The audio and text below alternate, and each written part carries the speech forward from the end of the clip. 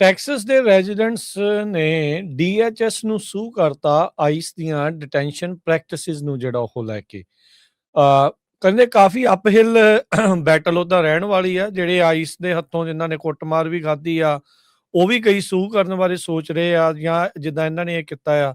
ਸੋ ਇਹ ਕਿੱਦਾਂ ਦੇਖਣ ਨੂੰ ਮਿਲੂਗਾ ਕਿ ਕਿਸ ਪਾਸੇ ਵੱਲ ਨੂੰ ਗੱਲ ਵਧੂਗੀ ਲੱਗਦਾ? ਸੋ 30 ਜਣਿਆਂ ਨੇ ਜਿਹੜੇ ਸੀਗੇ ਹਿਸਪੈਨਿਕ ਓਰੀਜਨ ਦੇ ਸੀਗੇ, ਇਹਨਾਂ ਨੇ ਕੀਤਾ ਲਾਸੂਟ ਫਾਈਲ, ਤੇ ਉਹ ਕਹਿੰਦੇ ਆ ਕਿ ਇਹ ਯੂਐਸ ਸਿਟੀਜ਼ਨ ਨੂੰ ਡਿਟੇਨ ਕਰ ਰਹੇ ਆ ਤੇ ਪ੍ਰੂਫ ਮੰਗਦੇ ਆ ਸਾਡੇ ਕੋਲ ਸਿਟੀਜ਼ਨਸ਼ਿਪ ਦਾ ਦਿਓ। ਤੇ ਉਹ ਬੇਸਿਕਲੀ ਕਹਿੰਦੇ ਕਿ ਆਪਾਂ ਕਿਉਂ ਦਈਏ, ਸਾਡੇ ਕਨਸਟੀਟਿਊਸ਼ਨਲ ਰਾਈਟ ਜਿਹੜੇ ਇਲੀਗਲ ਸਰਚ ਐਂਡ ਸੀਜ਼ ਜਿਹੜਾ ਹੈਗਾ ਕਿ ਤੁਸੀਂ ਬਿਨਾਂ ਮਤਲਬ ਦੇ ਤੁਸੀਂ ਕਰ ਰਹੇ, ਤੁਹਾਡੇ ਕੋਲ ਕੋਈ ਪ੍ਰੋਬੇਬਲ ਕਾਜ਼ ਨਹੀਂ ਹੈਗੀ, ਤੁਸੀਂ ਉਹ ਸਾਨੂੰ ਕਿਹੜੇ ਹਿਸਾਬ ਨਾਲ ਜਿਹੜਾ ਫੜ ਰਹੇ ਆ। ਤੇ ਹੁਣ ਦੇਖੋ ਜੀ, ਹੈਗਾ ਤਾਂ ਇਹ ਰੇਸਿਸ ਲਾਈਨ ਤੇ ਹੈ, ਕਿੱਦਾਂ ਤੁਸੀਂ ਬੰਦੇ ਨੂੰ ਕਿਸੇ ਨੂੰ ਪੁੱਛ ਸਕਦੇ ਆ, ਉਹ ਅਲੱਗ ਬੋਲਦਾ ਜਾਂ ਅਲੱਗ ਦਿਖਦਾ, ਠੀਕ ਹੈ ਕਿ ਨਹੀਂ, ਉਹਨੂੰ ਤੁਸੀਂ ਪੁੱਛ ਸਕਦੇ ਆ, ਹੋਰ ਤਾਂ ਨਹੀਂ ਕੋਈ ਪੁੱਛ ਸਕਦੇ।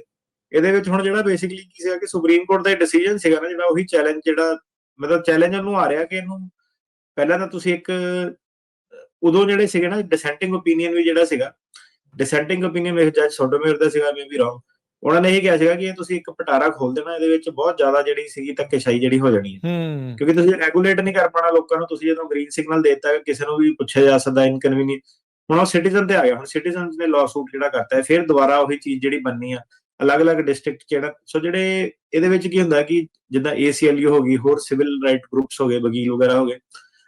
ਹੁਣ ਵਕੀਲਾਂ ਦਾ ਵੀ ਕੀ ਹੁੰਦਾ ਕਿ ਜਿੱਦਾਂ ਹੇਬੀਅਸ ਦਾ ਵੀ ਸੀਗਾ ਨਾ, ਵਕੀਲਾਂ ਦੀ ਵੀ ਆਪਸ ਜਿੱਦਾਂ ਮੀਟਿੰਗ ਇਹਲਾ ਦੇ ਥਰੂ, ਤੇ ਆਪਣਾ ਵੀ ਬੜਾ ਉਹਦੇ ਵਿੱਚ ਜਦੋਂ ਆਪਾਂ ਇਹ ਚੀਜ਼ ਚੋਂ ਜਾ ਰਹੇ ਸੀਗੇ, ਹੇਬੀਅਸ ਅਜੇ ਸ਼ੁਰੂ ਨਹੀਂ ਹੋਇਆ ਸੀਗਾ, ਉਹਦੇ ਵਿੱਚ ਵੀ ਇਹੀ ਸੀਗਾ ਕਿ ਜਿਹੜੇ ਗਵਰਨਮੈਂਟ ਦਾ ਟੈਕਟਿਕ ਹੈਗਾ ਨਾ, ਉਦਾਂ ਦਾ ਹੀ ਟੈਕਟਿਕ ਵਾਪਸ ਇਹਨਾਂ ਤੇ ਵਰਤਣਾ, ਉਹਨਾਂ ਨੂੰ ਵੀ ਲੀਗਲ ਸਿਸਟਮ ਚ ਲਿਆ ਕੇ ਓਵਰਵੈਲਮ ਕਰਨਾ, ਕਿ ਹੇਬੀਅਸ ਪਾਓ ਉਹਨਾਂ ਨੂੰ, ਗਵਰਨਮੈਂਟ ਨੂੰ ਵੀ ਬਿਜ਼ੀ ਕਰੋ, ਕਿ ਮਤਲਬ ਜੇ ਵਿਹਲਾ ਹੋਊਗਾ ਤਾਂ ਹੋਰ ਅਗਰੈਸਿਵ ਹੋਊਗਾ।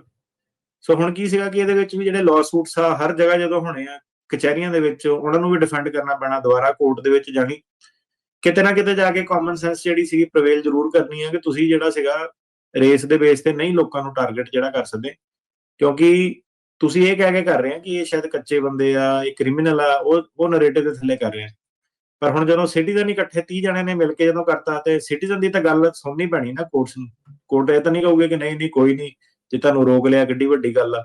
ਸੋ ਉਹ ਚੀਜ਼ ਦਾ ਚੈਲੰਜ ਜਿਹੜਾ ਆ ਜਾਣਾ, ਫਿਰ ਉਹਨਾਂ ਨੇ ਅੱਗੇ ਕਹਿਣਾ ਕਿ ਸਾਨੂੰ ਕਿਹੜੇ ਬੇਸ ਤੇ ਰੋਕਿਆ, ਗੋਰੇ ਨੂੰ ਕਿਉਂ ਨਹੀਂ ਰੋਕਿਆ।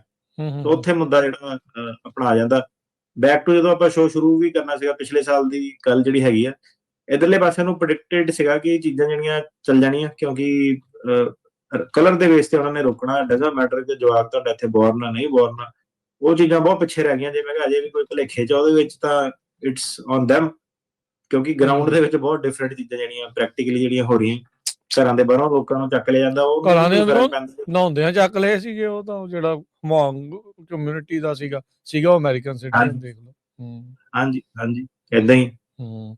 ਸੋ ਇਹ ਚੀਜ਼ ਉਦੋਂ ਜੋ ਸ਼ੱਕ ਸੀਗਾ ਉਹ ਸਾਹਮਣੇ ਜਿਹੜਾ ਹੋ ਰਿਹਾ, ਇਦਾਂ ਹੀ ਹੁੰਦਾ ਆ। ਅਟਰਨੀ ਕਹਿੰਦਾ ਜਿੰਨੀ ਦੇਰ ਤੱਕ ਕਿਸੇ ਦੇ ਨਾਲ ਆਪ ਨਹੀਂ ਵਾਪਰਦਾ, ਉਨੀ ਦੇਰ ਤੱਕ ਉਹ ਠੀਕ ਜਿਹੜਾ ਉਹ ਲੱਗਦਾ ਰਹਿੰਦਾ। ਜਦੋਂ ਕਿਸੇ ਦੇ ਨਾਲ ਫਿਰ ਆਪ ਦੇ ਨਾਲ ਜਦੋਂ ਧੱਕਾ ਹੁੰਦਾ, ਫਿਰ ਹੁੰਦਾ ਵੀ ਯਾਰ ਵੀ ਪਤਾ ਨਹੀਂ ਇਹ ਤਾਂ ਮੇਰੇ ਨਾਲ ਇਦਾਂ ਕਿਉਂ ਹੋ ਗਿਆ, ਕਿਉਂਕਿ ਇਹ ਵਾਪਰ ਰਿਹਾ ਸੀ, ਉਦੋਂ ਤੁਸੀਂ ਚੁੱਪ ਰਹਿ ਰਹੇ ਸੀਗੇ, ਤੇ ਉਹ ਫਿਰ ਇਵੈਂਚੁਅਲੀ ਤੁਹਾਡੇ ਤੱਕ ਪਹੁੰਚਦੀ ਹੁੰਦੀ ਗੱਲ।